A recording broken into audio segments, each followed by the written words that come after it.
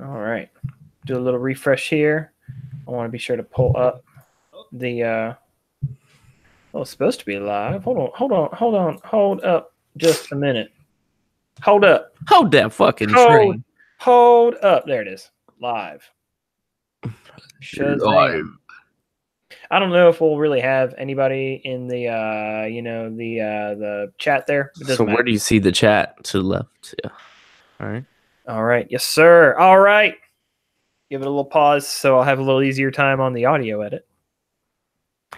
Welcome back, everyone, to another wonderful episode of the R&R Sports Podcast. I am your brave host, Robert Jones, along with the one, the only, the incomparable Randy Watkins. What up? Yes, what up, sir? Ooh, yeah, coming at you live on the YouTube channel. Live making tonight, an appearance back. We got the cream of the crop, Robert, right here on the YouTube channel. I got to tell you, Randy, I love Randy Macho Man Savage, I should say. Thank you for joining us on the show. I just, first of all, want to thank you for this camera angle. I now know what it looks like to be your penis looking up at your face. See, what you need to do is you need a janky setup like I have. You have your camera setting on a wine bottle to class it up a little bit. I'm going to put mine on a box of Domino sugar. Oh, sugar packets. Randy, that's not very environmentally friendly. Wait, why do you have sugar packets? It was for our party last weekend. Oh, for the I never used sugar yet. The party that I missed because I was working. Lame. I know, work is so lame. Here, I'll focus it on my face. Saturday. So we don't normally fly team colors, but we got a big game from my Dukies. Yeah, this weekend. You do. Big old game against Tony Bennett. Don't worry, folks, I'm all right.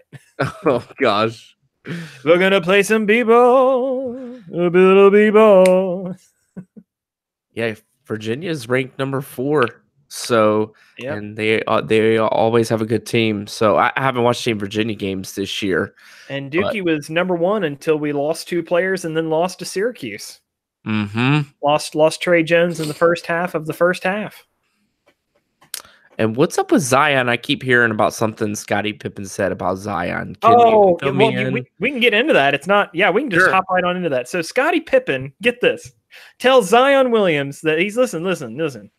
You've done your part. Don't play any more games. The NBA's seen all they need to see.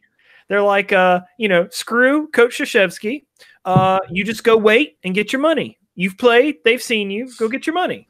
And here's the deal. I don't think that Coach Krzyzewski is vindictive enough that he would literally seek out teams and be like, don't you dare bring him on your team because of what he did to me. I don't think he'd do that. However, I think that there would be such a stink on him for doing that, for quitting on his team.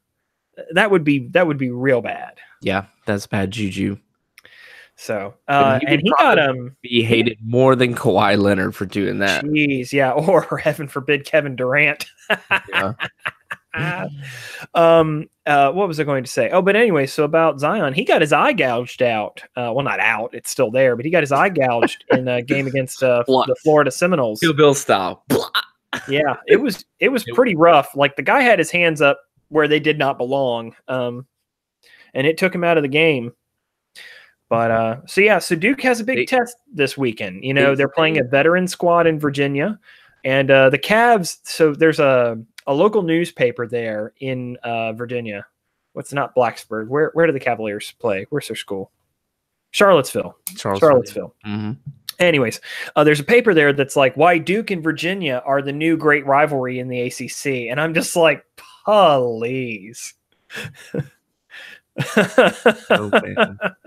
Listen, Virginia has something that Duke never has, and that's losing as a number 1 seed in the first round of the NCAA tournament. Lest we not forget. I will never, ever let them live that down, Randy. First year. Yes. We are in college basketball country here in North Carolina. And it is college basketball time because the NFL is a winding down. College football is over. Everybody knows the result of that, but it's been a little while since we've done an episode. So, of course, for those of you who've been under a rock, Clemson embarrassed Alabama Yeah. I mean, they took them to the woodshed, Randy. They took them to the woodshed. I've never seen Nick Saban look so dejected. Which is great for everyone outside of Alabama, right? Because we've talked about dynasties falling on here before. Sweet like candy, Randy. I think I got diabetes.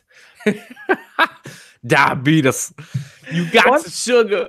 I told you, man. You got sugar. My whole wife's side of the family are Bama fans. I mean, like, there is praise God, hallelujah, amen, and roll tide.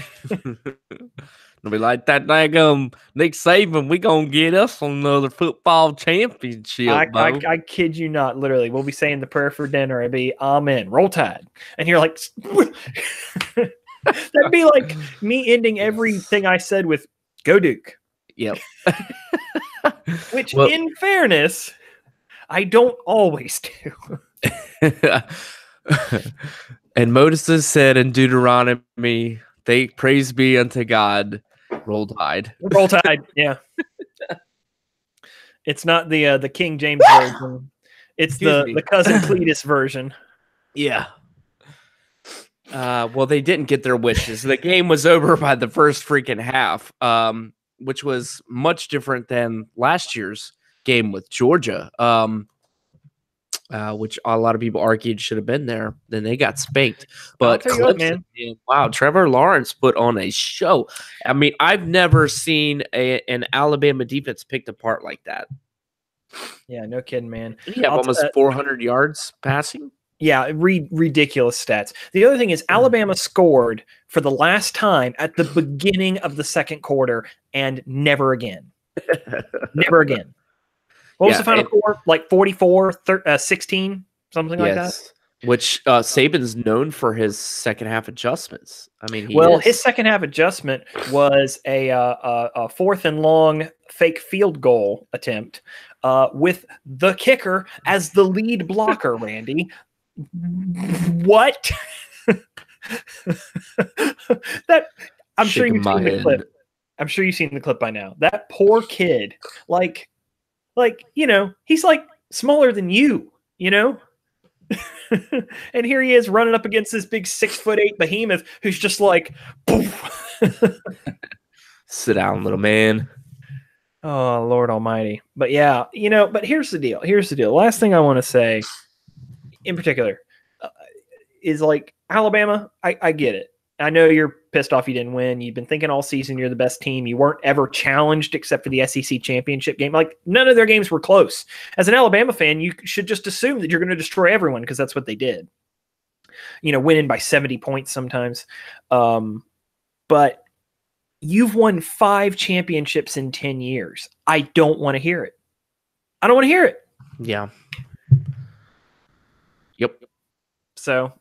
And you know what? It's nice that an ACC team, and let me say, not a new expansion team. It's not a Florida State. It's not a Miami. It is an original member of the ACC in Clemson winning the national championship. That feels pretty good. I know it's not a North Carolina team, but still an original member of the ACC. Somebody we play a lot in our conference. Well, it's 2 of the top tier teams that everybody thought was going to be a close game.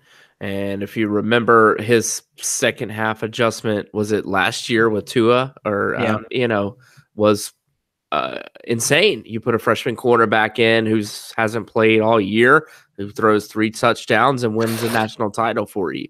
This year doesn't work out so well. However, Dabo did the switch himself. They got rid of Kelly Bryant at the beginning of the season. After 3 games, I believe. Yeah. And then they put in Trevor Lawrence. And though Trevor Lawrence, so the only hiccup he had all season was against Syracuse, and they knocked him out with a concussion or some other injury, shoulder injury, in the second quarter of that game. But then once they got past that game, Clemson was never really challenged again. Like, it was really a blip. It was like his first game back. See his stats on the year, just out of curiosity. Which one, Tua or Trevor? Trevor, 3,200 yards, 30 touchdowns, 4 interceptions. So an incredibly accurate quarterback. 4 interceptions all season. That's just and perfect in the championship game. Yeah. a 65% completion percentage, which above 60 is a bonus, but he has, 157.6 quarterback rating. An average of 8 yards per pass. So good Lord, that is just his gratuitous. stats are off the charts. He's got great size, 6'5". He is your perfect prototype for an NFL quarterback. Yeah. So it'll be interesting to see because, Clemson has 2 more years with the guy. Yep. How he develops over the next 2 years. What's that? Yeah, it'll be interesting to see how he does. And they've got 2 other, balls out freshmen in a running back and a wide receiver. Their wide receiver, what was his name? Rose or Ross? He had just catch after catch, circus catch on the sideline. Just amazing catches in that game. Anyways, we got to move on. That is old news, and we got to keep this steam train a-rolling. Yeah. Oh, yeah. So the last couple of weeks have been 2 of my favorite weekends of the year. We talked about the wild card games and the divisional games, which I thought the wild card games were kind of meh. Colts stomped the Texans at home, and there were some other decent games in there, but I don't think any real big surprises. What did you think? Did you watch any football over those 2 weekends? Yeah, of course. It's man, there was a lot of good stuff to get into. Pretty much with the exception of the Chargers, it all went as I expected it to. Mm-hmm. Pretty much the teams that I thought would win won. We got Saints Rams on the NFC side, just like we thought we'd have. And annoyingly, we have Kansas City and Pats. I think that a big consequence of the Pats at home, as it's always been, is that home cooking. What's his name? The coach of Mike Tomlin. Mike Tomlin of the Pittsburgh Steelers came out last season, not this season, and said, listen, every time you go to Foxborough, your radios don't work, the water's not working, bathrooms plugged up, take your pick. There's always something screwing with you, On one of the top NFL franchises, too. Yeah. And so Philip Rivers was getting trounced. I mean, like he was getting pushed and hit after the play over and over and over again. And where they've called that real tight all season, they didn't call it at all. And you could see him getting real pissed off. Were aggravating the hell out of Rivers. Right. But I know some people are saying like, well, it's the playoffs. It changes in the playoffs. Yeah, but flagrantly hitting a quarterback after a throw when you've been calling it tight all season, I don't know, man. It just smacks of home cooking. I hate it. I hate it. Mm-hmm. And I feel like it's always the Pats that get the benefit of the doubt. They're always the ones with their hands in the cookie jar too. Right. Trying to do everything they can to get an advantage. And it's like, if you are really that talented, you don't need all that crap. No. They do get the benefit of a lot of calls. I've noticed a lot of pass interference calls, a lot of third down holding calls, that'll give them a first down. I have seen that over actually this season, we're just watching some of their games. But yeah, you're right, dude. Philip Rivers was on his ass a lot of that game. They were coming after him. Yep. Couldn't get frustrated him. Yeah, it was really, it's just real sad. And you got receivers dropping balls and stuff. And it's aren't we tired of seeing hardware in Boston, Yes. Well, I think the Chiefs, I think their offense is schemed much better to defend against the blitz like that because they can burn you on screens. They can burn you on out routes. They got a quarterback who's mobile. Yeah, you got a mobile quarterback. While he's no Kareem Hunt, you still have a good running game there with the Williams kid. But you have weapons after weapons, Robert. They have Travis Kelce. They have Tyreek Hill. They have Chris Conley. They have several studs there. That Chiefs team looks good, man. Yeah, I heard Teddy Bruschi today giving some advice on not Mike and Mike, whatever the replacement for that show is. Golic and Wingo. Yeah, Golic and Wingo. Yeah. Anyways, he was giving some advice. He's saying to the Pats, he's like, well, obviously, he's a Pats guy. He's always going to pull for the Pats. Sure. He's like, the Pats need to weather the storm. Andy Reid has a play set, the script, as they call it. Right. And these are the plays that they're going to run, and they know what to do in every situation with those, and they practice those all week, so they know their script. And assuming the Pats didn't record them with video cameras during their practices, they'll have to anticipate those. Well, and the Chiefs offense gets a lot of credit, but if you watch that game against Indy, the defense shut down Andrew Luck. He couldn't do jack squat. So I thought that was interesting to see that if their defense steps up, it's going to be tough for the Patriots to handle. It is in Kansas City. Yeah. Although it's not as cold as originally predicted. They're thinking it's going to be in the 20s now. Right. Which will favor Brady, but I still don't. Brady is 3-4 on the road in these games. First Chiefs home game, or Chiefs hosting the conference I saw like in the modern Super Bowl era. It's never happened. That's crazy. Well, an Arrowhead in January is just, it had the potential to be sub-zero temperatures. We're talking about it could have been blisteringly cold, which would have been real rough on 40-plus-year-old Tom Brady, methinks.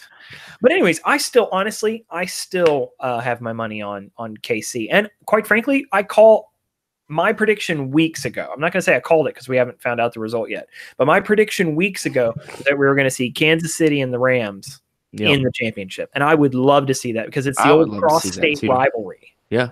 St. Louis versus Kansas City. And I would definitely love to see that. I like Drew Brees, but I just don't want to see another Saints Super Bowl because, they're going to write the script of the same one that Peyton Manning had. Right off in the sunset. Off in the sunset. John Elway, Peyton Manning, and now potentially Drew Brees. They're going to do the same thing, like his second Super Bowl, and he'll ride off into the sunset and be heralded. And it's like, I'm fucking tired of it. Why can't they just be old and decrepit and bad? Why can't they be Jake Cutler, Randy? Go out. Why can't you go out on a 7-9 team and be happy with it, you little bastards? Yeah, Jake Cutler's of the world. Speaking of franchise quarterbacks, not Jake Cutler, but the antithesis of a Jake Cutler, an actual franchise quarterback, Cam Newton may potentially miss the entire 2019 season. I read that a couple of nights ago, dude. That's so. You know what that indicates to me? His shoulder was real fucked up. I told you, dude. I was saying it all along, and they were not. They were holding back information, Robert. I told you from the minute when he stopped making long throws, like I was on it. I was like, bench him. He is the quarterback of your future. Right. Spare. Like you're not gonna. Like I told you, like when we started losing, we're not gonna make the playoffs. And even if we made the playoffs, what's the frickin' point? Right. Other than his rehab started now. Shut him down. And the thing is, I was going to say the same thing just happened in Indianapolis. Yep. They took a whole year off, shut down for a year and a half, and so it's finally turned around and paid off. He's right back in, and his arm looks great. Well, and Tepper said that. So Tepper didn't say Cam's going to take a year off. What he said is that if Cam needs to take a year off, it worked out well for Indy, and I'm willing to wait. Well, that sounds. I'll be honest. I'm way surprised that Tepper, because he seemed like somebody to come in and shake things up more than he has. I thought Rivera was gone, and I thought there was going to be huge coaching changes. But it looks like he's going to give Rivera one more year. However, Rivera without Cam for a year, I don't know about that, man. Yeah, who do you fall on for that?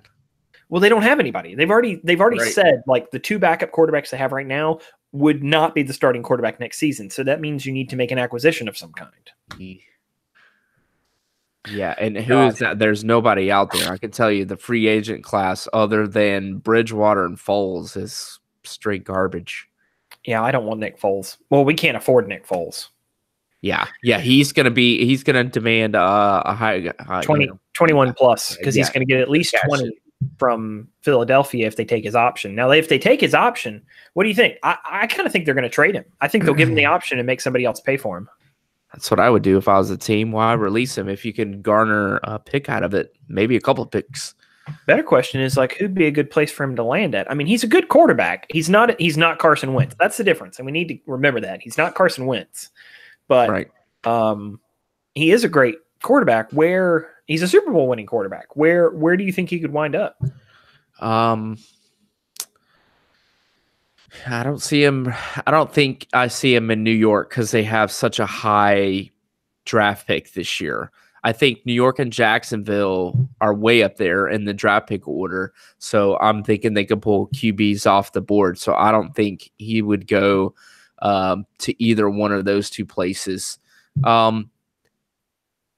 Seems like a weak year for quarterbacks. Okay, I could see Cincy. I didn't get Andy Dalton out of there and put Foles in Cincy. I wonder how he'd do in that environment. Honestly, I don't know. Because they have a great running game. Joe Mixon, AJ Green's had a really injury-plagued year, but they got some wide receivers there.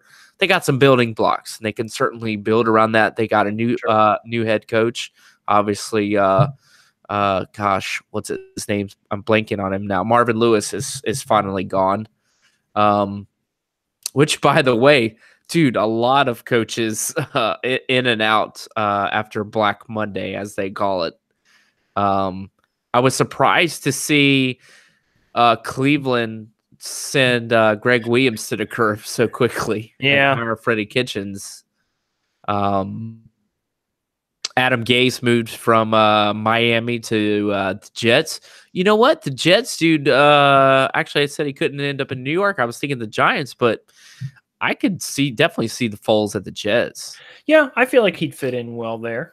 Yeah, I could see that. Broncos? And he'd be changing conferences to actually, it's funny you mentioned the Broncos because Elway loves to think that he can identify the great quarterbacks even though he never has. Nope. And truth be told, didn't Elway lose 3 Super Bowls before he won his 2? I think so. I think he went to 5, but I'm pretty sure he lost all of his first 3. I'm pretty sure. Yeah. Yeah. But anyways, he could wind up with the Broncos. The question is, are they going to pay for him? Are they going to try and draft? Are they going to try and draft the future? Because they did that with Brock Osweiler, and look at how that turned out. Paxton Lynch too, and that's Paxton Lynch. Yeah. So lest we forget, they got a new great head coach and Vic Fangio, who was the defensive coach there in Chicago. I think he'll be able to turn that team around. He's kind of old. I think he's in his 60s or 70s, but a great head coach. Another change. Yeah. The Panthers have let Thomas Davis go. Oh, really? Yeah, Thomas Davis, who's spent his entire career with the Carolina Panthers, has been let go. So talk about a change of the guard. That's a difference. Former owner Jerry Richardson would hold on to those guys for a while. Big difference. The only exception was Steve Smith, who wound up going to the Ravens before he retired. That's true. And that was all Gettleman. That was Gettleman, who went back to New York, and see how that turned out this year. What'd you think about Bruce Arians coming back? I don't know, man. It's not exciting. Really? See, I liked Arians. I thought he was a great coach. Sucks he's gonna die in Tampa Bay, but that's what I mean. I don't know. I thought it was interesting to see that the first thing was we're doubling down on Jameis Winston, because at the end of the season they just kind of were very mull on Jameis Winston. Quarterback controversy. Yeah, exactly. So I thought that was interesting. Dude, let's not forget to talk about Cody Parkey's field goal at the end of the Chicago-Philadelphia Eagles game. That poor sap, man. Did we not already talk about that? No, that was Wild Card Weekend, so we didn't get. That was the one before. I could have sworn we had an episode. Well, anyways, it has officially been ruled as a block. Yes. Because they got a fingertip on it. Did we talk about it? I don't know. Maybe you and I talked about it on the phone. We probably had a conversation. Maybe. Yeah, that may have been it. But was it a block good enough to change the trajectory of that ball? I would say so. Considering it bounced off the post, I'd consider that enough. Yeah, maybe so. He's like, thank God, because I can't be known for that miss all of my life. Yeah, but here's the other thing. I don't think the Bears would have done any better against the Saints. Yeah, no, I don't think so. Their defense didn't play as well as I thought they really would against the Eagles. Their offense was completely lacking. Yeah. But and the Rams, man, they just like trounced the Cowboys. I loved it. And not even behind Gurley, behind CJ Anderson. Randy, fun fact, do you know who CJ Anderson started his season with this year? The Carolina Panthers. You darn Skippy. Then he went to the Raiders. They released him. Yep. And the Rams are like, yeah, we'll take up another running back. Sure, why not? And then he just lights the Cowboys on fire. They're talking in the game, and they're like, yo, CJ Anderson's 5'8", 220 or 230 pounds. He's a little overweight for his position. And I just slowly look down at myself, and I'm like, oh. No, I'd say you're the perfect weight for your position as an insurance manager, Randy. He does look a little thick in his pads, but that boy, he good. Damn, baby. He son. good. He thick. He thick. He thick. Woo! That's one of the best videos you've ever sent me. If y'all want to know, Anthony Fantano, THICC, and you'll pull it up. You'll see the merriment. Oh, goodness gracious. That's a thick ass boy. Oh, they ran all over Dallas. And Dallas, I mean, I'll give them credit. They made it a game, but they could not stop their offense. And that's why I'm excited to see this go round. See, the last time that the Saints played the Rams, they didn't have CJ Anderson. So they've got this two-headed monster all of a sudden. That's right. You can have Gurley on one down and then Anderson on the next. You know who Anderson reminds me of is Jerome Bettis. Yeah, very Remember much. The Bridge? Yep. Yeah. Yep. Rumbling, bumbling, tumbling, stumbling. I thought he was very good about hitting his gaps with the Cowboys. He was a very patient runner. Another Jerome Bettis reference you got there with the gap between his teeth. But fun fact, I'm excited for this game. A very old family friend of mine was neighbors to Jerome Bettis in their condo in Pittsburgh. Yeah. He was like their next door neighbor. They were like, by the way, so they said, one, he's the best neighbor in the world, and he's just as friendly as he is on TV as he is in person. No. He's genuinely that guy. Yeah, he seems like a humble, genuine guy. What's he got? Two rings? 3 rings? He got. I think he got won. A couple. Oh, one. He won under Cower, and then I think he retired. Okay, the Arizona game in the Super Bowl. Yeah, so, we talked about the Chiefs, Patriots. I'm driving home today, and I'm like, I had this epiphany. Maybe I'm the only one that didn't realize. I'm like, holy shit, both of these games have already happened. The Patriots-Chiefs game was 43-40 in a crazy shootout. And obviously, we saw the Rams and Saints last time, which you and I had talked about a lot on this podcast because – the Saints got the benefit of a lot of calls in that game. Man. Well, and now, and the thing I hate is and I think the NFL hates it too. They'd rather the game be in LA. It's a bigger market. Bigger market. New, yeah. Now tell you what, man, we had talked about this, but can you imagine a scenario where the Chargers and the Rams were in the Super Bowl? Los Angeles versus Los Angeles. It's like an LA riot. Yes. Hopefully that doesn't happen, but everyone will tune out if that happens. But yeah, well, it's too late for that to happen. But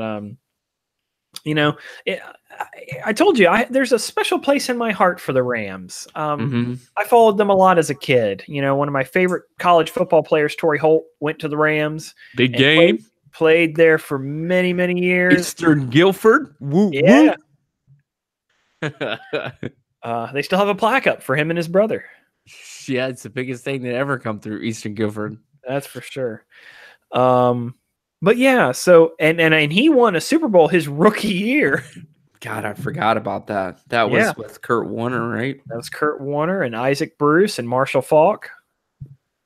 Behind Mike Martz. The greatest show on turf. Oh man, he was a great coach, dude. I thought he retired way too soon. That was another one of the things that Teddy Bruschi was talking about today. He was like in their Super Bowl against the Rams where they beat the Rams. He remembers thinking during the Super Bowl, like, why aren't they running it more? Don't they realize if they run it, they'd destroy us? That when they had Marshall Faulk? What's that? Was that when they had Marshall Faulk? It was, but I seem to remember him being limited somehow. Oh, okay. But again, that was, what was it, 2001? Yeah. That was 18 years ago, Randy. God. That was a legal voting age ago. Notice I said voting, not the other thing that happens when you turn 18. Yeah. We're trying to keep it PG. Absolutely not, actually. We've said the F word too much. Well, I am with you. When I've thought about this, I would definitely like to see a Chiefs. I think a Chiefs Rams Super Bowl would be more entertaining. I think it's definitely been a different year for the NFL. Obviously, coming off of a lot of how do you say dysfunction last year? Controversy last year. Thank you.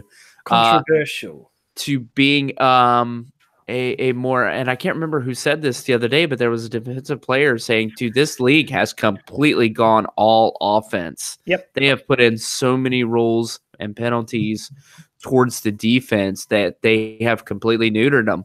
So you get these large shootout games, but equal for better ratings. And that's what I think both of these games are going to be, is who can outlast the other.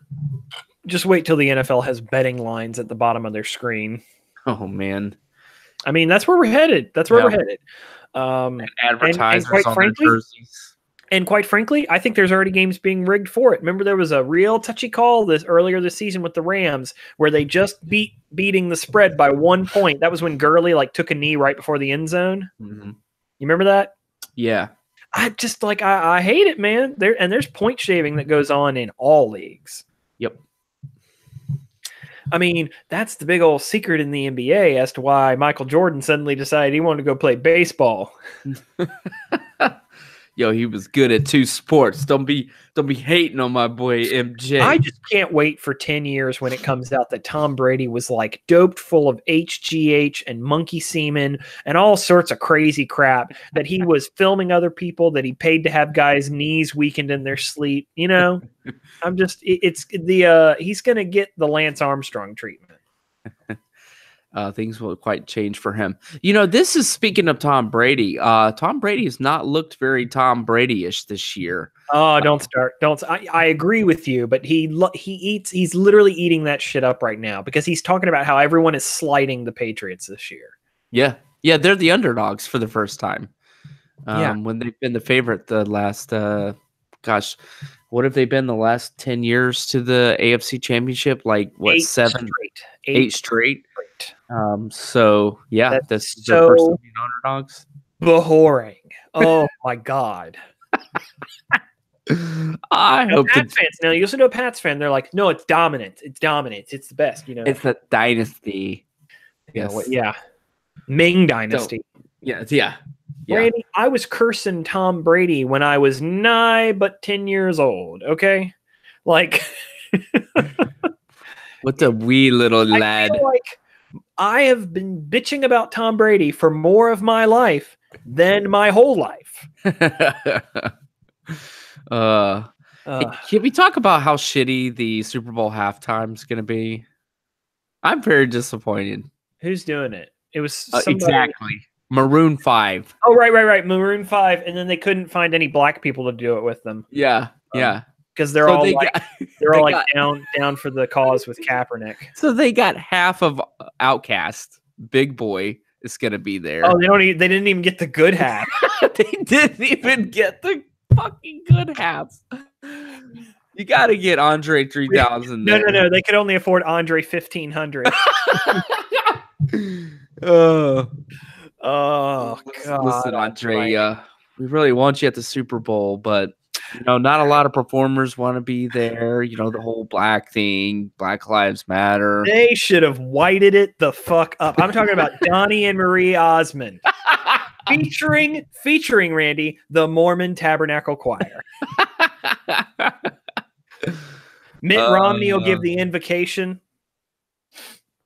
That definitely, I don't know how that would have gone.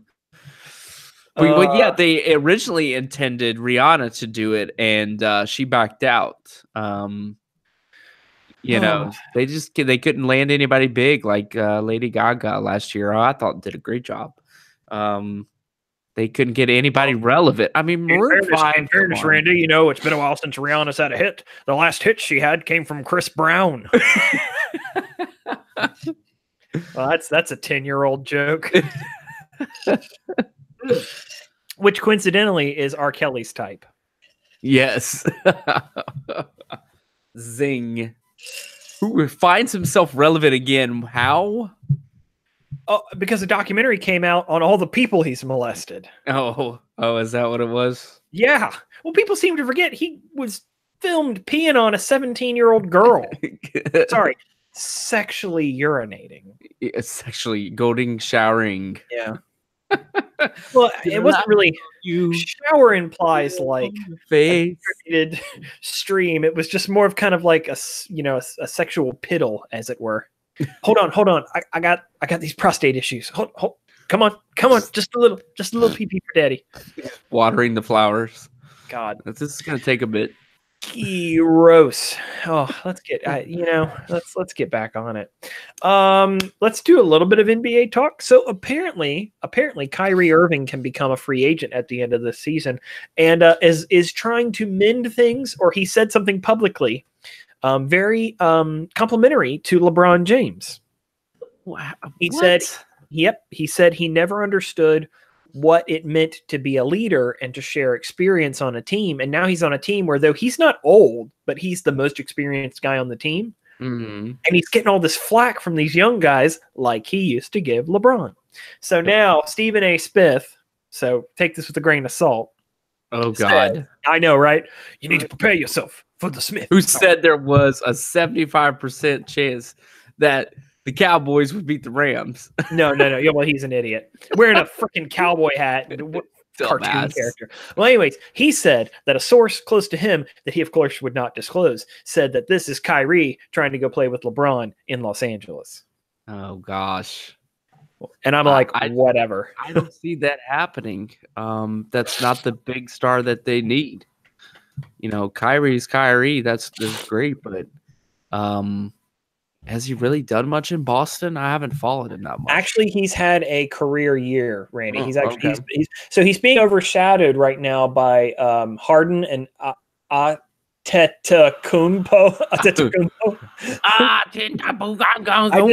No, well, that's racist. I just wanted to get his name right because he's a black Greek. Yeah, and so he's got the name Antetokounmpo. Anyways, it should really be Antetokounmopoulos, something like that. I know I was going to say, that doesn't sound very Greek at all. No.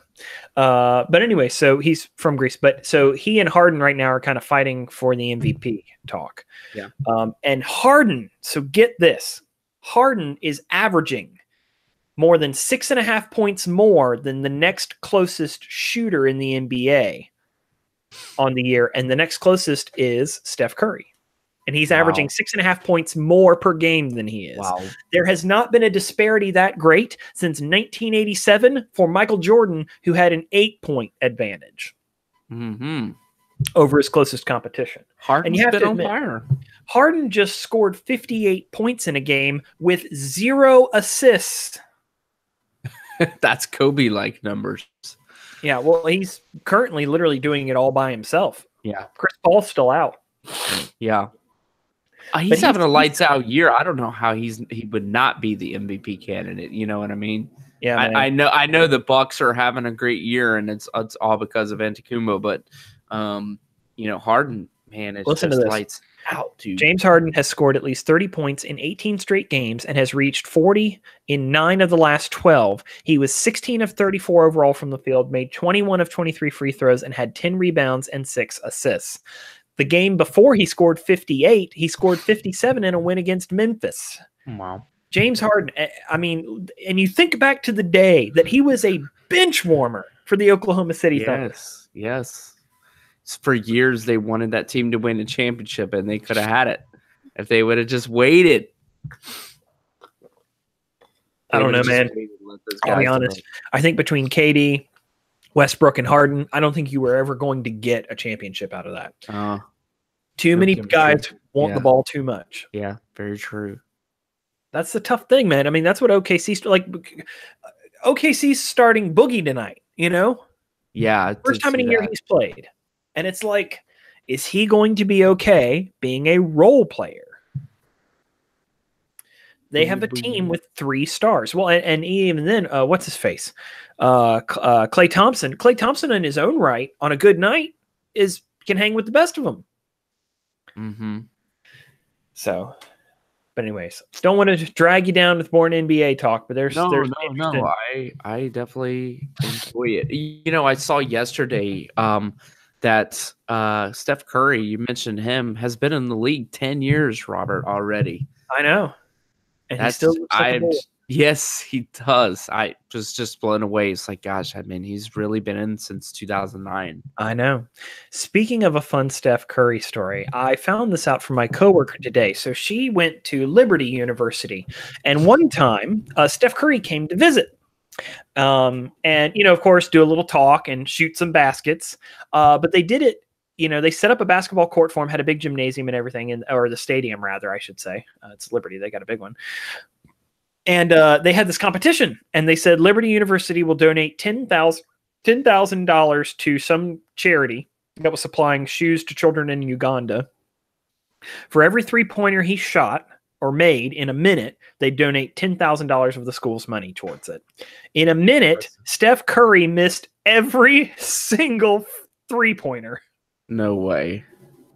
I kid you not. Every single one. Every single one. Well, and then the worst part was the Jerry Falwell Jr., the president of the university, came out and shot a 3-pointer. And I said, that had to be rigged. And she's like, no, seriously, it looked like he was trying. But wow. He could have raced. And I said, you know what it means? It just means he's garbage shooting buckets when he's not the one making the money. Well, you know, when he was at Davidson, correct me if I'm wrong, but he was not a 3 shooter. He was not a big shooter I don't think in Davidson, was he? I don't know. I don't watch Davidson games. I think I was in college when he was there, Randy. I thought his game developed a whole lot when he came to the NFL. Look how many people passed on him. That's true. But speaking of NFL and MLB, we have our quarterback from Oklahoma who's declared for the draft, but has already been drafted in the Major League draft. Kyler Murray. Still active. You know, I think the jury's still out on him, Robert. Go ahead. I'm sorry. No.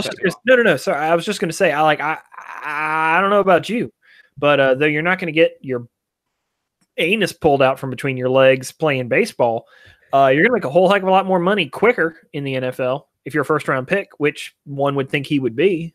That's true. Definitely true.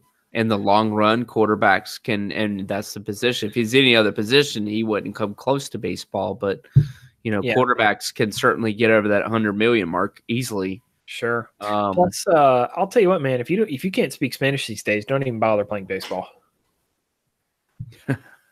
Yeah, pretty much.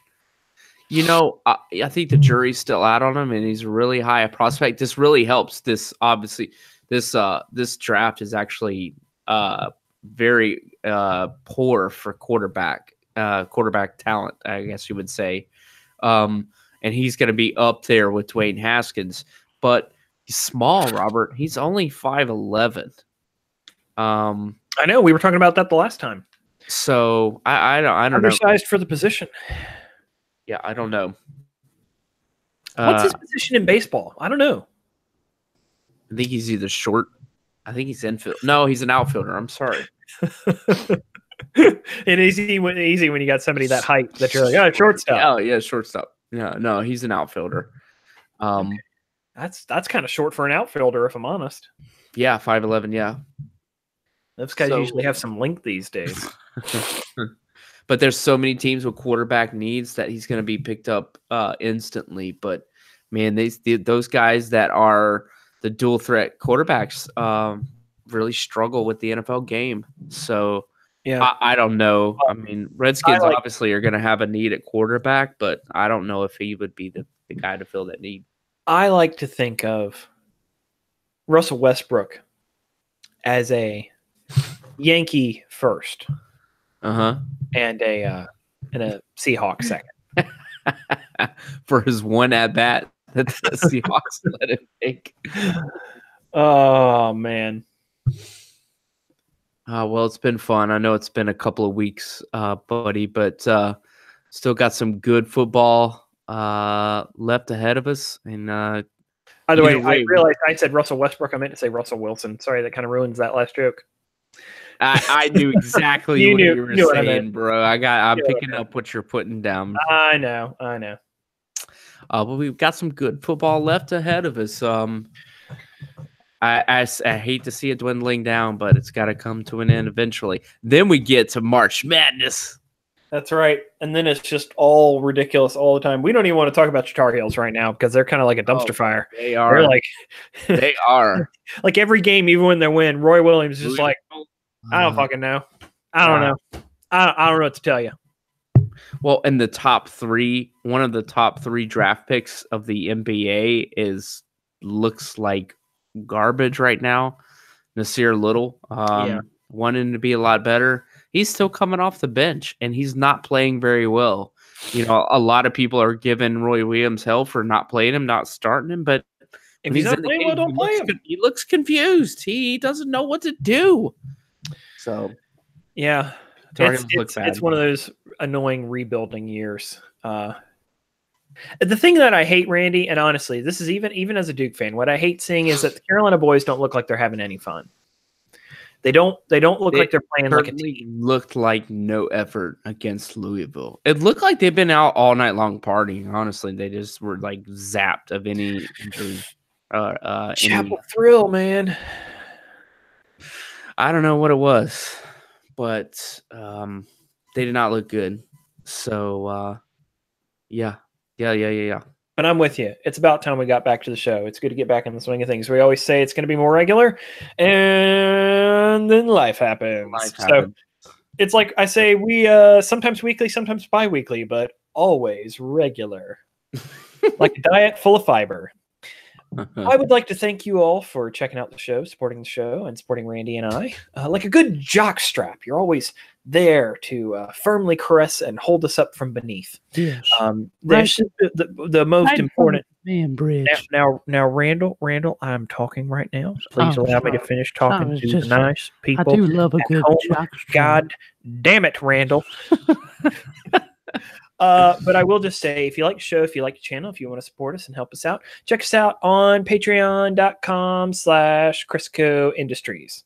Every little bit that you do helps us pay for the servers and the editing software and makes it easier for us to justify the time away from our wives and children. Yeah, brother. Yeah. Rate us on iTunes. Rate us on because Google Play do. Sure. Yeah, everybody does rating. That gets us exposure for the show. Remember to like, comment, and subscribe below. Remember to hit that little notification bell. Did I just call it the auto-fellation bell? The auto notification bell. Yeah. That tells you whenever we're doing anything on the channel all the time, always, because you must be drones and you must consume. Yeah. I wish we had a better product than bullshit. It's kind of all we sell here. Get what you get. Do you have any words of wisdom, Randy? This is the time of the show that I like to look for you in your golden years, in your senior years, as you are slowly declining into sterility, senility, and incontinence. What wisdom can you share for the children at home?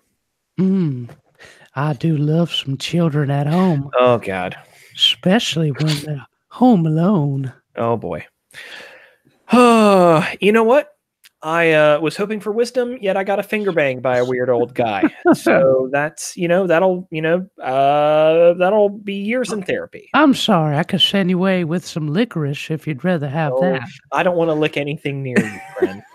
I would like to thank you for joining us for Rip Roaring and Raspberry Spit Randy Watkins. I am Robert Jones, your host. This is the R&R Sports Podcast, and we will see you lovely, lovely people for tea next week. Bruh, bruh.